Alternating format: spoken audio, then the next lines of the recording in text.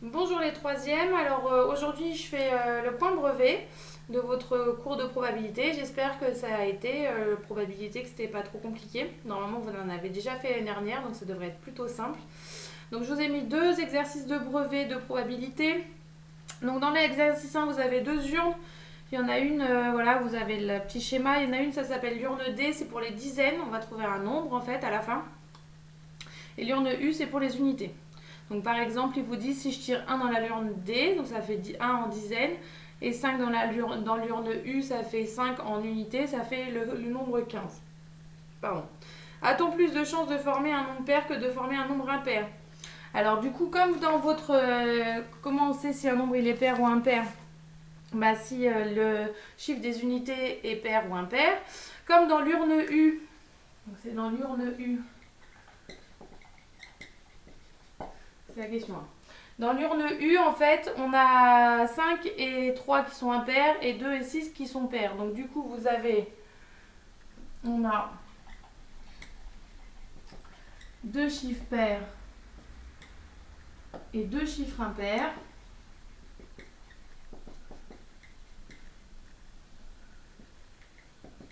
Du coup, il y a autant de chances, on a autant de chances d'avoir un nombre pair ou un nombre impair. De chances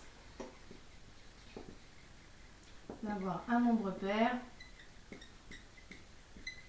ou un nombre impair.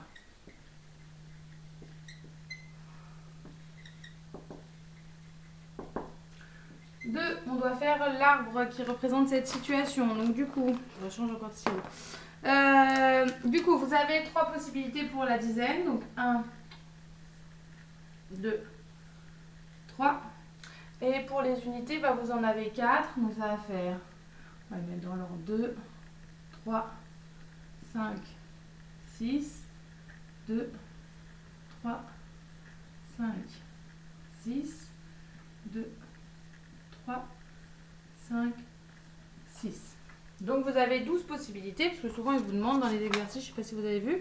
Donc le nombre de... Alors la première question, indiquez les nombres premiers qu'on peut former lors de cette expérience.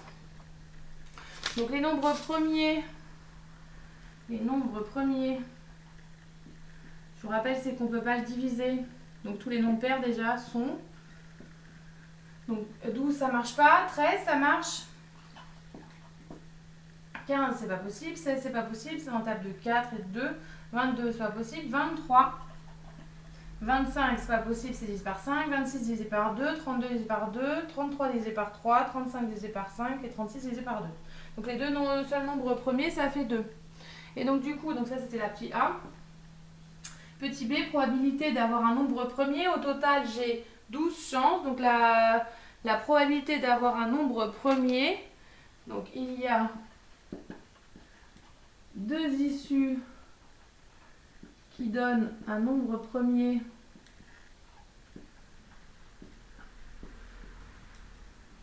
sur 12 possibilités.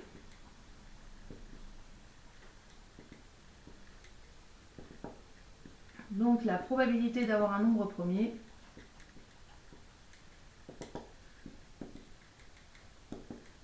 est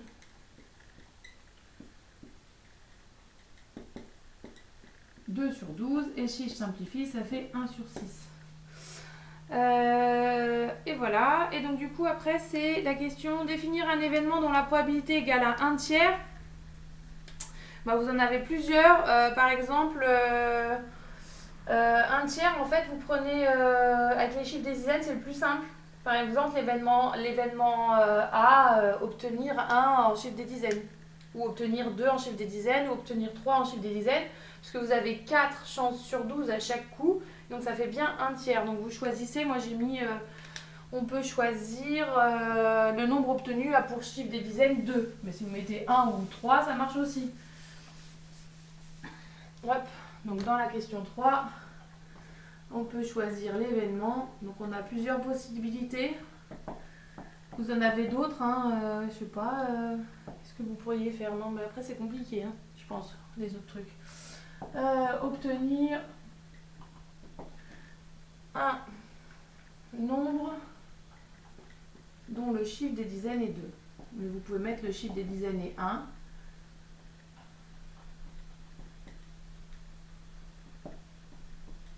Ça marche pareil, puisqu'il y en a 4 sur 12 aussi. Donc ça, c'est pour le premier.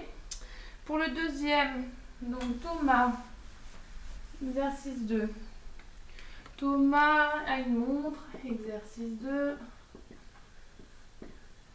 Thomas a une montre qui compose en assemblant des cadrans et des bracelets en plusieurs couleurs. Pour cela, il dispose 2 cadrans, un rouge, un jaune, et 4 bracelets, un rouge, un jaune, un vert, un noir.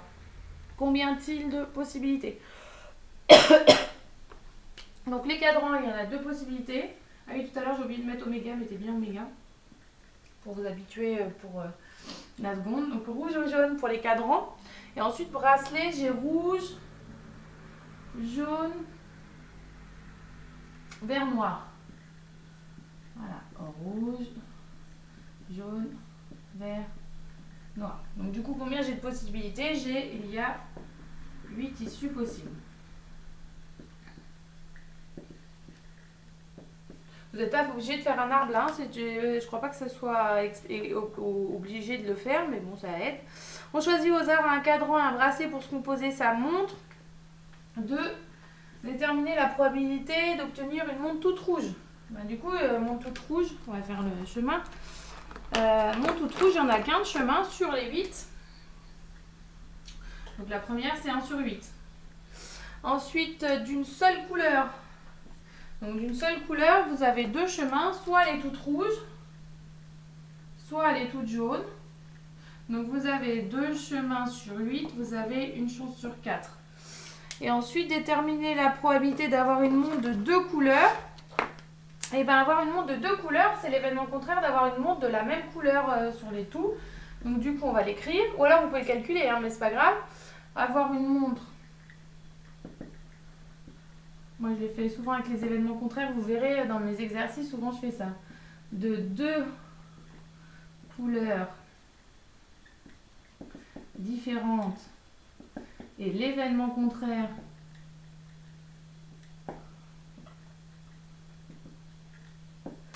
d'avoir une montre d'une seule couleur.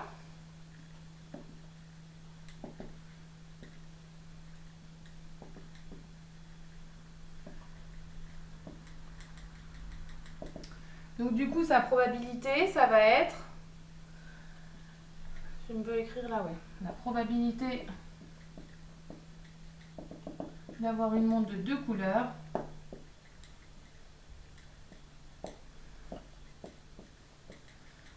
Et bien vous faites 1 moins un quart. 1 moins un quart. Et du coup, ça fait 3 chances sur 4. Autrement, vous prenez, il y a 6 chemins sur 8, ça fait 3 chances sur 4. Vous pouvez aussi le faire comme ça. C'était pour utiliser un petit peu l'événement contraire. Voilà, donc c'est fini pour ce chapitre. On commencera un nouveau chapitre la semaine prochaine. Salut!